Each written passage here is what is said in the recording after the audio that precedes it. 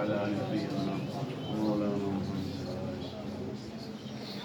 میں نے مانا کہ برا حد سے برا ہوں، لیکن میں نے مانا کہ برا حد سے برا ہوں، لیکن صدقہ اچھوں کا مجھے اچھا بناؤ جلدی، صدقہ اچھوں کا مجھے اچھا بناؤ جلدی. اور یہ بھی شعر بطور خاص سماعت کریں. کس کو پتا تھا کہ یہ ہم اس طرح سے حضرت کے لیے پڑھ لیں گے شعر؟ آنکھیں بے حد ہی ترستی ہے زیارت کے لیے، آنکھیں بے حد ہی ترستی ہے زیارت کے لیے. مجھ کو اب روزہ اقدس پہ بلاؤ جلدی، مجھ کو اب روزہ اقدس پہ بلاؤ جلدی. میں وہ سالم ہوں جو خادم ہے تمہارا یا غوث، میں وہ سالم ہوں جو خادم ہے تمہارا یا غوث. اپنے خادم کو تم آفت سے بچاؤ جلدی، اپنے خادم کو تم آفت سے بچاؤ جلدی. مجھ کو یا غوث مصیبت سے چھڑاؤ جلدی. سخت مشکل میں ہوں بغداد سے آؤ جلدی.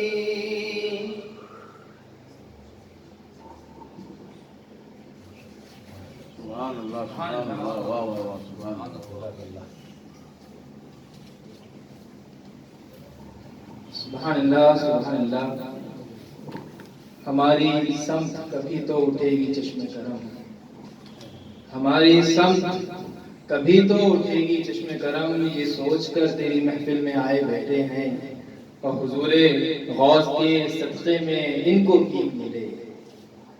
حضور غوث کے صدقے میں، بلکہ اس کو ہم یوں پڑھتے ہیں کہ حضور غوث کے صدقے میں ہم کو بھیک ملے. گدا جو آپ کی چوکھٹ پہ آئے بیٹھے ہیں، گدا جو آپ کی چوکھٹ پہ آئے بیٹھے ہیں. حقیقت یہی ہے کہ اللہ والے بظاہر دنیا سے پردہ فرما جاتے ہیں، دنیا سے تشریف لے جاتے ہیں، کیونکہ اللہ کا وعدہ ہے کل نفس ذائقۃ الموت، ہر انسان کو مرنا ہے، ہر جاندار کو موت کا مزہ چکھنا ہے.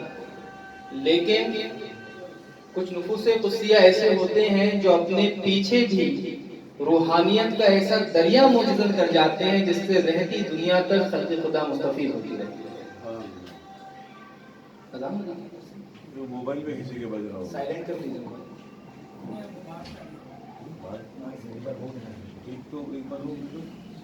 اللهم صل على سيدنا مولانا محمد وعلى اله وصحبه وسلم. اللہ رب العزت نے سورہ کہف میں ارشاد فرمایا وَلَا تَعْدُوا عَيْنَيْكَ عَنْهُمْ،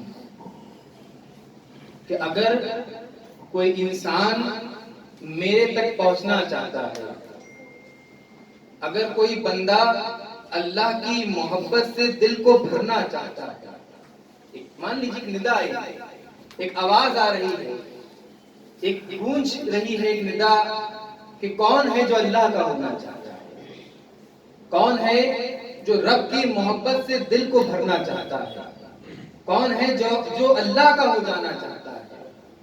کچھ بندوں نے کہا کہ ہاں مولا ہم ہیں جو تیرے ہونا چاہتے ہیں، ہم ہیں جو تیری محبت سے دل کو بھرنا چاہتے ہیں، ہم کچھ خطا شعار گناہگار ہیں جو خود کو تیرا کہلوانا چاہتے ہیں۔ ایک ندا آئی، وَلَا تَعْدُوا عَيْنَيْكَ عَنْهُمْ، اگر تم میرے ہونا چاہتے ہو، اگر تم اپنے دل میں میری محبت بھرنا چاہتے ہو تو پہلے یہ کرو، ان کی طرف نگاہیں کر لو جن کے دل میری محبت سے بھرے ہوئے۔ اگر میرے ہونا چاہتے ہو تو پہلے ان کے ہو جاؤ جو میرے ہو چکے ہیں۔ اگر میرے سچے بندے بننا چاہتے ہو تو پہلے ان بندوں کی صف میں شامل ہو جاؤ، ان بندوں کے دامن کو ہاتھ میں لے لو جو بندے سچے دل سے میرے بندے بن چکے ہیں۔ وَلَا تَعْدُوا عَيْنَيْكَ، اپنی نگاہیں ان نفوس قدسیہ کے چہروں سے نہ ہٹا لینا جو میرے ہو چکے ہیں، جن کو تم اللہ والے کہتے ہو، جن کو تم مردان خدا کہتے ہو۔ یہ بات سچ ہے نا کہ ہم سب کہتے ہیں کہ ہم اللہ کے بندے ہیں۔ یہاں کون ہے جو یہ کہتے کہ میں اللہ کا بندہ نہیں ہوں؟ ہم سب اللہ کے بندے ہیں۔ ہم سب 5 بار دن میں اللہ کے آگے سر جھکاتے ہیں نمازوں میں اور کہتے ہیں ہاں مولا ہم تیرے بندے ہیں، اشہد ان لا الہ الا اللہ، تیرے سوا کوئی معبود نہیں ہے، تیرے بندے ہیں، ہم تیری عبادت کرتے ہیں، ایاک نعبد و ایاک نستعین، تجھ سے ہی مدد طلب کرتے ہیں۔ ہم سب اللہ کے بندے ہیں، اس بات کی بار بار گواہی دے رہے ہیں۔ لیکن حقیقی بندہ وہ ہے جس کو اللہ کہہ دے کہ یہ میرا بندہ۔ کامیاب بندہ وہ ہے جس کی بندگی پر اللہ اپنی مہر لگا دے کہ بندے زندگی بھر تو یہ کہتا رہا کہ میں تیرا بندہ ہوں، میں تیرا بندہ ہوں، ہاں لے آج میں کہہ دیتا ہوں ہاں تو میرا بندہ ہے۔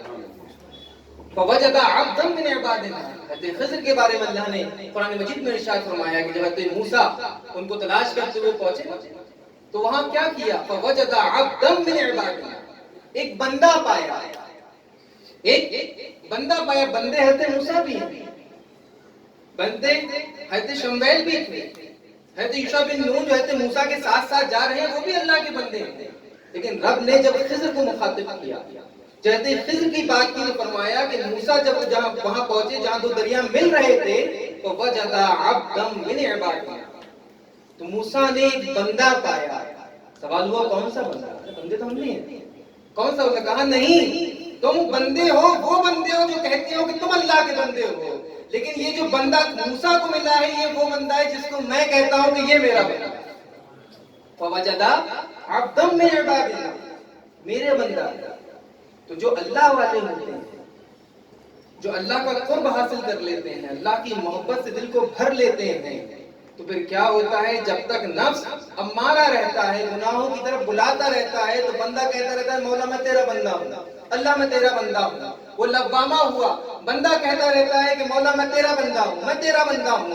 لیکن جب وہ سارے کراس کر کے نکل جاتا ہے، وہ ساری منازل طے کر کے آگے بڑھ جاتا ہے، اور جب اللہ کی عبادت پر مطمئن ہو جاتا ہے تو پھر اللہ کہتا ہے یا ایتھا النفس المطمئنہ، اے وہ نفس جو میرے نام پر، جو میری عبادت پر مطمئن ہو چکا ہے، ارجعی الی ربک راضیۃ مرضیہ، تو آ جا اپنے رب کے پاس، تو آج اپنے مالک کے پاس اس حال میں راضیہ کہ تو بھی راضی ہے، مرضیہ تیرا رب بھی راضی ہے۔ یہ رضا کا مقام ہوا۔ اور کیا کر؟ فادخلی فی عبادی،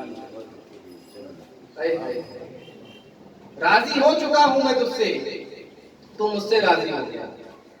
اب تک تو کہتا تھا نا کہ میں تیرا بندہ ہوں، عبداللہ کہتا تھا میں اللہ کا بندہ ہوں، آج تیری معراج کراتا ہوں، آج تو میرا بندہ ہوں۔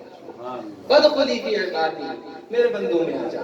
تو وہ بندوں کی صف میں شامل ہو جاتے ہیں جن کو اللہ اپنا بندہ کہہ دیتا ہے۔ تو یہ مقام اتنی آسانی سے نہیں ملتا ہے، اس کے لیے پوری زندگی صدق دل سے ساتھ اللہ کی عبادت کرنی پڑتی ہے۔ حضور تاجدار اہل سنت کو محبوب غوث اعظم کہا جاتا ہے۔ تو جب محبوب غوث اعظم کی بات ہو اور غوث اعظم کے کسی فرمان کا ذکر نہ ہو، یہ کیسے ہے؟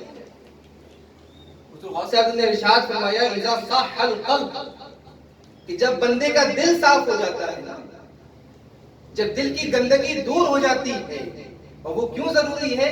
ایک حدیث سنے، اللہ کے رسول نے ارشاد فرمایا کہ جسم کے اندر ایک گوشت کا ایسا لوتھڑا ہے، اذا صلحت صلحت الجسد او کما قال، کہ جب وہ گوشت کا لوتھڑا صحیح ہوتا ہے نا تو پورا جسم صحیح رہتا ہے. وَإِذَا فَسَدَتْ، اور اگر وہ گوشت کا لوتھڑا خراب ہو جائے، فَسَدَتْ الْجَسَدْ، تو انسان کا جسم بھی خراب ہو جاتا ہے. الا وَهِيَ الْقَلْبُ، آگاہ ہو جاؤ، وہ گوشت کا لوتھڑا انسان کا دل ہوتا ہے. جب انسان کا دل نفرتوں سے بھر جاتا ہے، جب انسان کا دل اللہ کی عبادت سے دوری سے بھر جاتا ہے، غفلت عبادت بندگی سے بھر جاتا ہے، تو پھر اس کا جسم بھلے سے کتنا طاقتور ہو، وہ کسی کام کا نہیں. غوث اعظم اسی طرف اشارہ فرما رہے ہیں، وہ اذا صاح القلب، جب بندے کا دل صحیح رہتا ہے، امتلا رحمتا و شفقتا للناس، تو اللہ اس کے دل میں اپنے بندوں کی محبت ڈال دیتا ہے، شفقت ڈال دیتا ہے. حضور تاجدار اہل سنت کو جس نے بھی دیکھا، چاہے وہ یہاں موجود ہو یا نہیں ہے، وہ سب اس بات کی گواہی دیں گے کہ آپ کی بارگاہ میں چاہے کوئی بڑا آ جائے یا چھوٹا آ جائے، آپ سب سے شفقت و محبت کے ساتھ کرتے ہیں، سب سے مسکرا کے ملا کرتے تھے، اس کا حال احوال پوچھا کرتے تھے، خیریت دریافت کرتے تھے، اس کی کرتے تھے. اگر کوئی پیر بھائی ہے جو بہت دن سے نہیں گیا ہے خانقاہ میں، اس کا یہ پوچھتے تھے کہ فلاں ٹھیک ہے. اور چونکہ الحمدللہ مجھے 10 سال مدرسہ قادریہ میں پڑھنے کا شرف حاصل ہوا، حضور تاجدار اہل سنت کو صبح شام دیکھنے کا نصیب جاگا ہمارا کہ اللہ نے ہمیں یہ موقع دیا کہ ہم صبح شام اس رخ کو دیکھیں جس رخ کو آنے والی نسلیں دیکھنے کے لیے ترسیں. ہم خوش نصیب ہیں کہ ہم یہ کہہ سکتے ہیں کہ ہم نے پیر سالم کو دیکھا. یہ بات ان سے پوچھنا جو تمہارے بعد آئیں گے، اور وہ ترسیں گے کاش ہم نے پیر سالم کو دیکھ لیا ہوتا، کاش ہم ان کی صحبت میں بیٹھ گئے ہوتے، کاش ہم نے ان کے ہاتھ میں ہاتھ دے دیا ہوتا، تو وہ رش کریں گے. میں نے بارہا دیکھا، اور ہمارے مدرسے کے حافظ تابش صاحب یہاں موجود ہیں، یہ بھی اس بات کی گواہی دیں گے کہ چونکہ بدایوں کے آس پاس کے جو گاؤں ہیں وہاں سے لوگ بھی آپ کے پاس ملنے کے لیے آیا کرتے تھے. اب گاؤں کی جو زبان ہے وہ ظاہر سی بات ہے بدایوں سے تھوڑی مختلف ہوتی ہے، دیہات کی تھوڑی الگ زبان ہوتی ہے، شہر کی الگ زبان ہوتی ہے. ہر علاقے میں ایسا ہوتا ہے. مہاراشٹر میں بھی مراٹھی دیکھیے سب جگہ بولی جاتی ہے، لیکن جو ٹھیٹھ مراٹھی ہے ناسک سائڈ بولی جاتی ہے، ممبئی آس پاس میں نہیں بولی جاتی ہے، وہ ٹھیٹھ مراٹھی بولتے ہیں. تو اسی طریقے سے ہر علاقے کی ایک زبان ہوتی ہے، اس کے علاقے بولتے ہیں. تو اگر کوئی آس پاس کے گاؤں سے کوئی صاحب آتے تو ہم سے بات کرتے تھے تو دل جوئی کا عالم مل جاتا. ایسا پیر بہت نصیب والوں کو ملتا ہے، اور اس پر ہم بار بار شکر ادا کریں اللہ کا بہت کم ہے کہ حضرت کو کوئی ضرورت نہیں پڑی ہے کہ وہ انسان جو آیا ہے اس سے اس کی زبان میں بات کرے، کوئی ضرورت نہیں پڑی. وہ جیسے باتیں کر سکتے تھے، لیکن دل جوئی اور محبت کا عالم یہ تھا کہ گاؤں سے آنے والے کے ساتھ اس کی زبان میں بات کیا کرتا، اسی کے لہجے میں بات کرتے تھے. یہ محبت. کوئی بزرگ پیر بھائی ہیں نہیں آ پائے کسی گاؤں سے، کوئی ان کے گاؤں سے آئے تو پوچھتے تو فلاں صاحب ٹھیک ہے، بہت دن سے نہیں آئے، اللہ شفا دے. تو یہ محبت نہیں ملتی بھائی. آج وہ دور چل رہا ہے، اور آپ مجھ سے بہتر جانتے ہیں جو یہاں میرے بڑے بیٹھے ہوئے ہیں، میں تو ظاہر سی بات ہے آپ کا بچہ ہی ہوں، کہ آج کے دور میں اگر کسی انسان کے 150 ماننے والے ہو جائیں تو وہ سمجھتا ہے کہ اب تو میں بس بہت سے دماغ ہو گیا، مجھ سے بڑا پیر کوئی نہیں ہے. یہ ایک سوچ ہے، یہ کم ظرفی ہے ان لوگوں کی جو ایسا سوچتے ہیں. 150 اگر کسی کے ماننے والے ہوتے ہیں نا آگے پیچھے چلنے لگے تو وہ سوچتا ہے کہ اب مجھے ان کو منہ لگانے کی ضرورت نہیں ہے، اب تو میں بہت ہائی لیول ہو گیا. جس ذات گرامی کے لاکھوں مرید جانثار ہو، ایک اشارے پہ جان دینے کو تیار ہو، وہ ذات گرامی جب اس کے پاس کوئی چھوٹا بچہ آ رہا ہے تو اسے مسکرا کر رہا ہے اور ٹھیک ہو، سر پہ ہاتھ رکھ رہا ہے. یہ اتنی آسان بات نہیں لگتی ہے، یہ باتیں بہت چھوٹی چھوٹی لگتی ہیں ہمیں، لیکن یہ سب تواضع کے اندر آتا ہے. اور اللہ کے رسول نے ارشاد فرمایا من تواضع للہ الا رفعہ اللہ، جو بندہ اللہ کے حضور خود کو کمتر سمجھتا ہے، جو تواضع اختیار کرتا ہے، تو پھر اللہ اسے عرش کی بلندیاں نصیب فرما دیتا ہے. جو خود کو کم سمجھتا ہے اور جو تکبر کرتا ہے، جو گھمنڈ کرتا ہے، تو پھر اس کو تو دنیا میں ہی دکھا دیا جاتا ہے. اور اگر دنیا میں وہ کسی مقام پر پہنچ بھی جائے تو آخرت میں تو اسے بہرحال اپنے تکبر کا جواب دینا ہے۔ حضور تاجدار اہل سنت کی یہ شخصیت تھی، ایسی آپ کی خوبی تھی آپ کے اندر کہ آپ ہر کسی سے مسکرا کے ملتے تھے۔ ہم نے قادری دلہ کو تو نہیں دیکھا، البتہ سنا ہے ان کے جو مرید کچھ بچے ہوئے ہیں کہ اگر آپ کے پاس کوئی آتا تھا تو آپ اس سے مسکرا کے ملتے تھے، اور آپ کے سارے مرید یہ کہتے تھے کہ حضور مجھ سے زیادہ محبت کرتے ہیں۔ قادری دلہ کے بارے میں آتا ہے ان کا ہر مرید یہ کہتا تھا کہ بابا مجھ سے زیادہ محبت کرتے ہیں، قادری دلہ مجھ سے زیادہ محبت کرتے ہیں، تم سے کم کرتے ہیں۔ اس میں آواز نہیں ہے۔ یہی چیز ہر پیر سالم کا مرید کہتا ہے، کہہ رہے میاں تم سے نہیں، ہم سے زیادہ محبت کرتے ہیں۔ دیکھو ہم نے کتنے مسکرا کے لگے، ہم سے ہاتھ دبا دیا، ہمارا ہاتھ نہیں چھوڑا، اتنی محبت کرتے ہیں۔ تو یہ اپنے اسلاف کا سچا نمونہ بن جانا، یہ اصل میں سب سے بڑی خوبی ہوتی بیٹھتی ہے۔ اور ہم سمجھتے ہیں کہ پیر سالم بیٹھے ہوئے تو اکیلے بیٹھے نہیں ہیں، وہ پیر سالم اکیلے نہیں بیٹھے ہیں، ان کے پیچھے قادری دلہ کا ہاتھ ہے، ان کے پیچھے صاحب الاقتدار کا ہاتھ ہے، ان کے پیچھے حضرت تاج الفہول کا ہاتھ ہے، ان کے پیچھے سیف اللہ المسلول کھڑے ہوئے ہیں، ان کے پیچھے شاہد الحق کھڑے ہوئے ہیں، ان کے اوپر شمس المحرہ کھڑے ہوئے۔ یہ ایک چین ہے، ایک سلسلہ ہے، اکیلا نہیں ہے۔ آج اس گدی پر خطیب ہندوستان جلوہ فرما ہے، جانشین حضور تاجدار اہل سنت جلوہ فرما ہے، تو وہ اکیلے نہیں بیٹھے ہوئے ہیں۔ حضور تاجدار اہل سنت کی نیابت ان کو جو ملی ہے، تو اب جو پچھلے بزرگ جو پردہ فرما گئے ہیں وہ سب کی سب کچھ پناہی ہوا ہے۔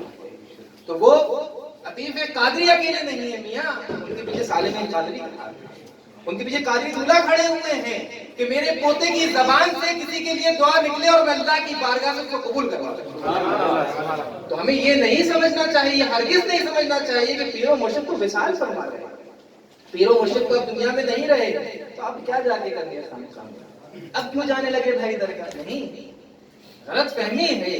یہ ولایت، یہ سلسلے سینہ بہ سینہ منتقل ہوتے رہتے ہیں، یہ آگے بڑھتے رہتے ہیں، اور ہر آنے والا پیر جو ہوتا ہے پچھلے والے پیر کا فیضان لے کر آتا ہے، بلکہ اگر اس کو یوں کہا جائے کہ وہ اور طاقتور ہو جاتا ہے روحانی معاملے میں۔ پوچھئے کیوں؟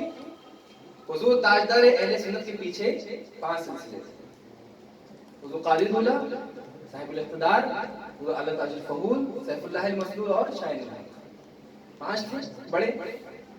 اب حضور خطیب ہندوستان اس گدی پہ جلوہ نشین 6 نہیں 7 شہید بغداد بھی تو ہے بھائی، پیشکار بارگاہ غوث مآب کو کیسے بھول گئے؟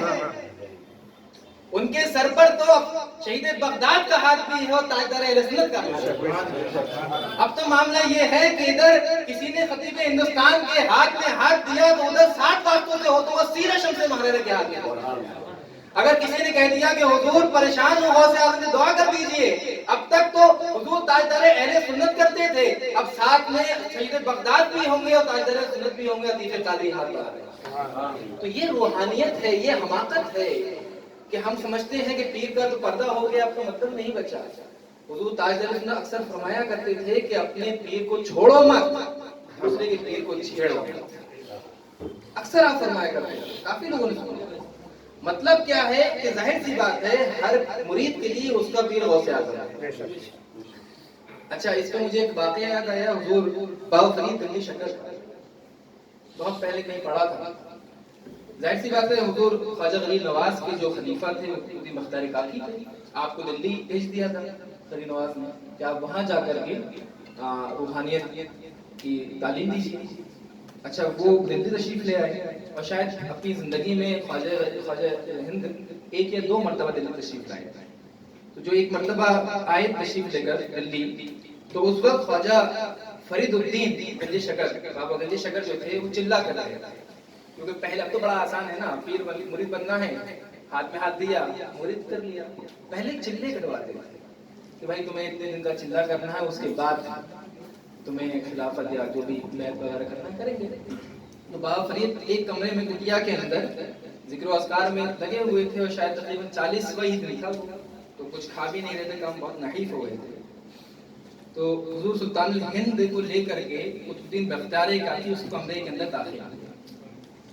اس کو لے کے سلطان الہند کو لے کے غریب نواز کو لے کے ہو کے خوش، غوث نے خواجہ سے کہا ہم تمہیں ہند کا سلطان کیے دیں۔ تو سلطان ہند کو لے کر قطب الدین بختیار کاکی اس کمرے میں داخل ہو رہے ہیں جہاں ان کا مرید قطب الدین بختیار کاکی کا مرید چلا کرتا ہے۔ اب جب پیر کی خوشبو محسوس ہوئی سلطان بابا فرید الدین کو، یہ اٹھے اور اٹھ نہ سکے اور ایک دم سے پھر گرے، لیکن چونکہ سامنے کھڑے ہو گئے تھے سلطان الہند اور قطب الدین بختیار کاکی، تو آپ نے دیکھا اور اپنا سر جو ہے قطب الدین بختیار کاکی کے قدموں میں رکھا۔ ظاہر سی بات ہے بابا فرید مرید ہیں قطب الدین بختیار کاکی کے، وہ مرید ہیں خواجہ ہند کے۔ اب ظاہر سی بات ہے ہر مرید چاہے گا کہ بھائی میرے پیر کی تعظیم مجھ سے زیادہ ہو، اگر سچا مرید ہوگا تو، اگر سچا مرید ہوگا تو یہی چاہے گا کہ میرے مرید مجھ سے زیادہ میرے پیر کی عزت کرے، میرے پیر کی تعظیم کرے، میری قدم بوسی بعد میں کرے، پہلے میرے پیر کی قدم بوسی کرے۔ تو جب قطب الدین بختیار کاکی نے یہ دیکھا کہ بابا فرید جو ہیں اپنا سر جو ہے قدموں میں رکھ رہے ہیں، تو بختیار میرے قدموں میں رکھ رہے ہیں، سلطان ہند کے قدموں میں نہیں رکھ رہے ہیں، تو آپ نے فرمایا کہ فرید میرے نہیں خواجہ صاحب کے قدموں میں رکھو، یہ دیکھو کون ہے غریب نواز کھڑے ان کے قدموں میں رکھو۔ اس وقت بابا فرید نے تاریخی جملہ ارشاد فرمایا، ہر مرید کو سبق لینا چاہیے اس سے۔ آپ نے فرمایا کہ حضور یہ آپ کے غریب نواز ہوں گے، میرے لیے تو آپ ہی غریب نواز ہیں۔ کیوں؟ کیونکہ مجھے اگر غریب نواز سے کچھ ملے گا تو وہ آپ کے وسیلے سے ملے گا، اگر آپ بیچ میں سے ہٹ جائیں تو یہ مجھے نہیں پہچانیں گے۔ اسی طریقے سے اگر کوئی یہ سمجھ لے کہ حضور خطیب ہندوستان کو چھوڑ کر وہ فیضان پیر سالم لے لے گا تو وہ بیوقوفی پر میاں وہ پردہ فرما گئے اپنے مرید جو کریں گے، اور جن کے ہم مرید ہو گئے وہ حضور خطیب ہندوستان ہی ہیں، جانشین حضور تاجدار اہل سنت ہیں، ہم ان کے بغیر آگے نہیں جا سکتے۔ تو اگر پیر سالم کا فیضان لینا ہے، اگر بزرگان مشائخ قادریہ کا فیضان لینا ہے تو خطیب قادری کے ذریعے جانا ہوگا، حضور خطیب ہندوستان کے ذریعے جانا ہوگا، جانشین تاجدار اہل سنت کے ذریعے جانا ہوگا، تبھی وہ فیضان ملے گا۔ تو آپ جو فرمایا کرتے تھے نا کہ اپنے پیر کو چھوڑو مت، دوسرے کے پیر کو چھیڑو مت۔ تو کوئی اگر پیر کی اپنی تعریف کر رہا ہے کوئی مرید تو اس کو کرنے دو بھائی، ٹھیک ہے اس کا پیر ہے نا، آپ کون ہوتے ہیں اس کے پیر کی برائی کرنے والے؟ ظاہر سی بات ہے اگر آپ اس کے پیر کی برائی کرو گے تو وہ آپ کے پیر کی برائی کرے گا، آپ اس کو گالی دو گے تو وہ آپ کے پیر کو گالی دے گا۔ تو آپ کیوں اپنے پیر کی گستاخی کروانے کا ذریعہ بننا چاہتے ہیں؟ نبی کریم صلی اللہ علیہ وسلم نے ایک حدیث سے اس مفہوم کو اور واضح کرتا چلوں۔ نبی کریم صلی اللہ علیہ وسلم نے ارشاد فرمایا اپنے صحابہ سے کہ ایک زمانہ وہ آئے گا جب آدمی خود اپنی ماں اور باپ کو گالی دے گا۔ کیا فرمایا؟ ایک زمانہ ایسا آئے گا کہ جب انسان خود اپنے باپ اور ماں کو گالی دے گا۔ صحابہ نے یہ بات سنی، اسے ہضم نہیں ہوئی ہے، یہ اتنی بڑی بات کوئی کیسے اپنے والدین کو گالی دے سکتا ہے؟ اور اس کی اصل وہ کیسے ہوگا، اور یہ کیسے لوگ ہوگا؟ تو آپ نے ارشاد فرمایا کہ ایک انسان دوسرے انسان کی ماں کو گالی دے گا، وہ پلٹ کر اس کی ماں کو گالی دے گا، تو اس طریقے سے یہ ہو گیا نا کہ اس نے اپنی ماں کو گالی دی۔ نہ میں کسی کے اور کے پیر کو گالی دیتا، نہ وہ میرے پیر کو گالی دیتا، نہ میں کسی اور کے پیر کو برا کہتا، نہ وہ میرے پیر کو برا کہتا ہے۔ تو میں کیوں کسی کے پیر کو برا کہتا رہتا؟ بھائی سب کا پیر سب کے لیے معزز ہے، معدب ہے، محترم ہے، موقر ہے، ہمیں کوئی حق نہیں پڑتا۔ ہاں ہمیں یہ کرنا چاہیے کہ اپنے پیر کو نہ چھوڑیں، یک در گیر محکم کرو، ایک در پکڑو اور مضبوطی سے پکڑو۔ اگر ادھر ادھر بھاگو گے، قبلہ خراب کرو گے تو نماز فاسد ہو جائے گی۔ اور عشق میں تو محبوب ایک ہی ہوتا ہے میاں۔ اب اگر ہم یہ چاہتے ہیں، محمد علی جوہر نے کہا تھا کہ توحید تو یہ ہے کہ خدا حشر میں کہہ دے، توحید تو یہ ہے کہ خدا حشر میں کہہ دے یہ بندہ زمانے سے خفا میرے لیے ہے۔ تو اصلی محبت، ارادت، عقیدت تو یہ ہے کہ پیر سامنے ہو یا نہ ہو، کوئی ہمیں کتنا لالچ دیتا پھرے، ارے میاں یہ پیر صاحب سے ہو جاؤ جنت دلوا دیں گے، بھائی تم لے لو جنت، ہمیں ہمارا پیر جنت دلوائے، ہم اپنے پیر کے ساتھ رہنے والے ہیں، ہم کسی اور کے پاس نہیں جانے والے ہیں۔ ایک اس پہ واقعہ اور سن لیجیے، بتائی نہیں ہوں تو حضور محبوب الہی کا ایک واقعہ مجھے یاد آ گیا۔ ہوا یہ پانی پت میں رہا کرتے تھے بابا فرید گنج شکر رحمۃ اللہ تعالیٰ علیہ، خانقاہ وہاں تھے ان کی، تو حضور محبوب الہی بھی وہیں تھے آپ کی تربیت میں۔ ایک دن ان کو پتا چلا لالچ سے کیسے پیر نکلواتا ہے، یہ دیکھیں پتہ چلا کہ صاحب فلاں گاؤں میں ایک شخص ہے جو کیمیا کا علم جانتا ہے. کیمیا مطلب مٹی کو سونا بنانے کا علم. اب تو خیر اس کو کیمسٹری کہتے ہیں، عربی میں کیمیا کا کلاس کیمسٹری، لیکن ایک علم ہوا کرتا تھا پہلے کیمیا کا. تو بولے کہ وہاں فلاں گاؤں میں جو ہے نا ایک شخص جو ہے وہ مٹی کو سونا بنانا چاہتا ہے. ان کی جو رفیق درس تھے انہوں نے کہا کہ چلو بھائی چلتے ہیں، ہم بھی سیکھ کے آتے ہیں کہ سونا کیسے بنتا ہے. تو محبوب الہی کے ساتھ چلے گئے ساتھ میں. چلو بچہ بچپنا تھا، مطلب اتنے وہ نہیں تھا، ابھی روحانیت کے دور سے گزر رہے تھے نا، ابھی تو تربیت میں تھے. چلے گئے ساتھ میں. اچھا اسی وقت ایسا ہوا کہ ظہر کا وقت ہونے لگا اور بابا فرید کو وضو جو محبوب الہی کرایا کرتے تھے. اچھا یہ بھی ایک عجیب سنت ہے کہ سب سے معزز مرید وہی بنتا ہے جو سب سے زیادہ پیر کی خدمت کرتا ہے. محنت میں نے کہا نا اتنی آسانی سے، غالب کا شعر تھا اتنی آسانی سے ملتی نہیں فن کی دولت، جب ڈھلی عمر تو شعروں پہ جوانی آئی. تو انسان پوری زندگی محنت کرتا رہتا ہے، پھر ثمرہ ملتا ہے جا کر. تو کوئی سمجھے کہ صاحب میں نے پیر صاحب کو ایک بار جوتی سیدھی کر دیا اب تو میں قطب بن گیا نا. زندگی گھس جاتی ہے انسان کی. امیر خسرو سے جا کے پوچھو خدمت کس کو کہتے ہیں. قطب الدین بختیار کاکی سے جا کے پوچھو کہ کون کون سی خدمتیں کی ہیں. سلطان الہند کی تب جا کے قطب الافطار بنایا گیا ہے. سلطان المشائخ سے جا کے پوچھیے دلی میں کہ حضور بابا فرید کی کون سی خدمتیں کی تھی جو آج سلطان المشائخ کے لقب سے جانے جاتے ہیں. تو یہ خدمتیں کی ہیں تب جا کر کے یہ مقام ملا. تو خیر وہاں سے لوٹ کر آئے، جلدی سے ظہر کا وقت ہو جائے گا، نماز پڑھنی ہے حضور کو، بابا فرید کو مجھے وضو کرانا ہے. تو جب پہنچے تو بابا فرید نے پوچھا کہ نظام کہاں گئے تھے، دکھے نہیں. کہا حضور وہ فلاں گاؤں میں جو ہے وہاں سونا لے کر آئے. اور پھر میں نہیں معاف کیجیے گا، وہ جا رہے تھے گئے نہیں.